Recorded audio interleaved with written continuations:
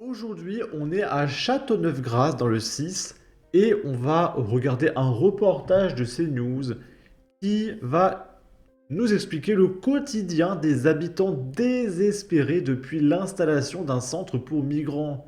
Ils répondent: on veut simplement de la tranquillité. Et ils vont montrer plein d'images qui nous montrent que le village tombe de plus en plus. À une encablure de ces maisons, un hôtel transformé en centre d'accueil pour jeunes migrants. Les habitants de Châteauneuf-Grasse ne supportent plus cette proximité imposée. Ma voisine, elle est même pas 1 mètre. Moi, je suis à peu près 10 mètres. C'est tout le temps, c'est le bruit, c'est constant. Et quand ça monte crescendo, je suis obligé de crier. Depuis plus d'1 an, ils se battent pour que cessent ces nuisances sonores et les incivilités. Les habitants disent ramasser quotidiennement des déchets comme des papiers ou bien des mégots de cigarettes. On va regarder un petit peu les déchets qu'il y a. Donc, il y a des clopes, des briquets. Ça, c'est un emballage de yaourt. C'est Maminova. Sucette. Opercule de yaourt. Ok. Ils ont interpellé les politiques sans grand succès. On a l'impression que ça les intéresse pas, c'est pas au bout de leur jardin, donc eux ne connaissent pas toutes ces nuisances. Donc voilà, il n'y a rien qui se passe. Et plus vous vous plaignez, plus on vous taxe de raciste, fasciste, que vous voulez, alors qu'on veut simplement de la tranquillité. On est récupéré, je dirais, un petit peu et aidé par certains politiques. Ce jour-là, Fabrice Légéry, numéro 3 de la liste RN, s'est rendu dans ce village de 3200 habitants. Ni le maire de la commune, ni les habitants, ni les riverains n'ont été consultés, ni même informés. Et ça, c'est la marque d'un mépris. C'est le mépris des citoyens honnêtes et ordinaires. Les habitants dénoncent ce choix d'installation du centre d'accueil et demandent sa fermeture immédiate. Voilà. Et du coup, les habitants sont des fachos. Les électeurs à Châteauneuf-Grasse ont voté majoritairement Macron. Pleurez maintenant. Comme à Nice, jolie ville qui était tranquille, hélas, les mineurs non accompagnés y font leur loi, et l'exécutif qui n'écoute pas le peuple est ravi. L'immigration est exponentielle. Tous les jours, nous subissons l'insécurité. Pas un mot de Macron sur le sujet. Ici, on est en Suisse. Il y a un parti qui veut proposer un référendum pour protéger les frontières, installer des contrôles systématiques, abolir le droit de rester et que seuls les migrants arrivés en avion puissent déposer une demande d'asile. Et du coup, est-ce que la Suisse est méchante? Ou est-ce que c'est réservé aux Français seulement? Est-ce qu'il n'y a que la France qui n'a pas le droit de fermer ses frontières? Comment on fait?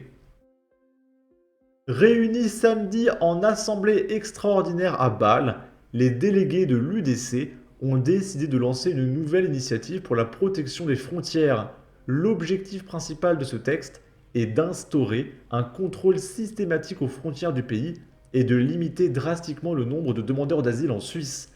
L'initiative, présentée aux délégués par le conseiller national Zugwa Thomas Aeshi, a été acceptée à l'unanimité des 212 délégués présents. Elle prévoit que les personnes qui entrent en Suisse soient systématiquement contrôlées aux frontières. Si cette mesure n'est pas compatible avec un accord international, le Conseil fédéral doit le renégocier. Si la négociation n'aboutit pas, la Suisse doit alors dénoncer cet accord. Le texte veut abolir le droit de rester. L'initiative exige que l'entrée et l'asile ne seront accordés à des personnes arrivant en Suisse par un pays tiers sûr. Dans les faits, seules les personnes arrivant sur le territoire helvétique en avion pourraient déposer une demande d'asile. Le texte prévoit aussi que le Conseil fédéral puisse fixer un contingent de 5000 procédures d'asile par an maximum. L'administration provisoire est également exclue. Il n'y aura donc plus de droit de rester, a déclaré Thomas Aeshi, président du groupe parlementaire UDC et père de l'initiative. Le texte demande en outre que la Confédération, en collaboration avec les cantons, s'assure que les personnes en situation irrégulière quittent la Suisse dans un délai de 3 mois. Passé ce délai, les prestations des assurances sociales et les contrats de travail doivent être annulés. Est-ce que les Suisses sont des fachos? Ou est-ce que c'est réservé qu'aux Français? Une série de mesures de bon sens, bravo aux Suisses. Ils filent du mauvais coton, les Suisses. Ici, c'est Nicolas Pouvreau-Monti qui explique qu'en 10 ans, l'Union européenne a admis l'équivalent d'un nouvel État membre de l'UE entièrement composé de demandeurs d'asile. 8 millions de premières demandes d'asile ont été enregistrées dans l'Europe entre 2013 et 2023, dont 1 million juste en France. Il faut prendre la mesure de ce que représente un tel volume. En termes démographiques, ces flux cumulés équivalent à l'admission par l'UE d'un nouvel État membre entièrement composé de demandeurs d'asile, qui serait le 15e par la taille de sa population, juste après l'Autriche et avant la Bulgarie. L'octroi d'asile aux demandeurs n'est certes pas systématique, mais l'éloignement des déboutés constitue un point majeur de difficulté dans la plupart des pays. En France, par exemple, selon la Cour des comptes en 2015, 96% des refusés du droit d'asile restaient sur le territoire après le rejet de leur dossier. Et dites-vous qu'il y en a qui ne demandent pas l'asile, qui viennent illégalement et qui errent dans les rues. Donc peut-être que c'est pas 8 millions, mais 20 millions. Un tiers de la France, dans l'Europe. Comment on accueille ces gens-là? On peut pas. Les euromondialistes ont clairement misé sur un autre peuple que le nôtre, et ce avec un niveau de richesse digne du Soudan. Ça s'appelle une colonisation. Vite, la sainte remigration avant la guerre sainte, la France aux Français. La colonisation de l'Europe avance très vite. Quelle horreur, honte à cette UE qui détruit les peuples européens. Et ici, c'est le dernier article qu'on va voir. On est à Chemillé en Anjou, dans le 49. Une professeure agressée en plein cours à l'arme blanche. Un lycéen de 18 ans interpellé. Rencontré à la sortie de la gendarmerie, la mère du jeune homme, suspectée d'avoir agressé au couteau son enseignante ce lundi matin, 27 mai, à Chemillé en Anjou, dans le Maine-et-Loire, ne s'explique pas son acte. La victime est hors de danger. Et du coup, elle, c'est la maman de Damien, le mec qui a planté sa prof. Invoquant un mal-être, un lycéen de 18 ans a été interpellé et placé en garde à vue lundi après avoir agressé au couteau sa prof d'anglais, dont la vie n'est pas en danger, dans son lycée à Chemillé en Anjou, Maine-et-Loire. Le jeune homme a été interpellé très rapidement et placé en garde à vue, tandis que la victime souffre d'une blessure au visage sans pronostic vital engagé, ont indiqué dans un communiqué commun le préfet, le procureur et le directeur des services départementaux de l'éducation nationale. La victime souffre d'une blessure au visage sans pronostic vital engagé selon la même source. Ce qu'on va écarter, c'est tout le motif religieux de radicalisation.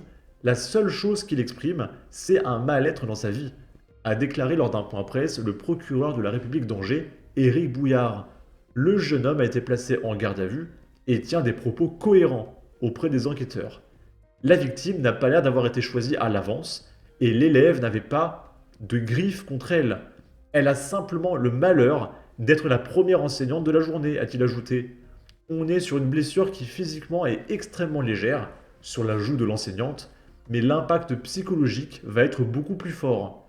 Scolarisé depuis 3 ans dans le petit lycée polyvalent de l'Irôme, où il reprenait ses cours lundi, après une absence pour maladie, le jeune homme, présenté comme rieur et rigolard par ses camarades, lors de son retour en début de matinée, était inconnu des services de police et n'avait jamais fait l'objet d'un signalement quelconque selon le magistrat. Et là, on a le témoignage de la maman.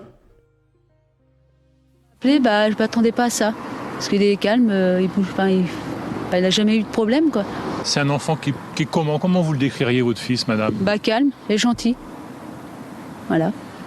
Il n'a jamais d'actes violents? Non, jamais. Justement, c'est pour ça qu'on ne comprend pas. Est-ce que vous savez si ça se passait bien au lycée ou pas? Ça, on ne sait pas du tout, parce qu'il ne nous en parlait pas plus. Mais après, il a eu des camarades, mais il n'y a jamais eu de problème avec eux. Après, les autres, on ne sait pas. Hein. Elle n'a pas trop d'explications, il est un peu naze le reportage. Je viens de voir un commentaire avant qu'on finisse cette vidéo. Il y a un mec qui a écrit « C'est donc un Français de souche. CNews va rapidement cesser d'en parler. » Mais ils sont littéralement allés sur place faire un reportage. Qui es-tu? On va regarder les réponses. Parce que vous croyez que c'est ça le problème, on s'en fout. C'est la radicalité de certains élèves le problème. Et ça change quoi? Il y a toujours 80% des détenus qui sont d'une certaine communauté, donc absolument pas français de souche. Et oui, il y a assez de français de souche complètement zinzin pour faire venir ceux en plus de l'étranger. Merci de le faire remarquer. Et celui de Lyon, c'était un français de souche. Quoi? Non, c'est une blague, c'est ironique. Et ceux de ces dernières semaines aussi. Allez, chiale maintenant. Va-t-il être déclaré déséquilibré?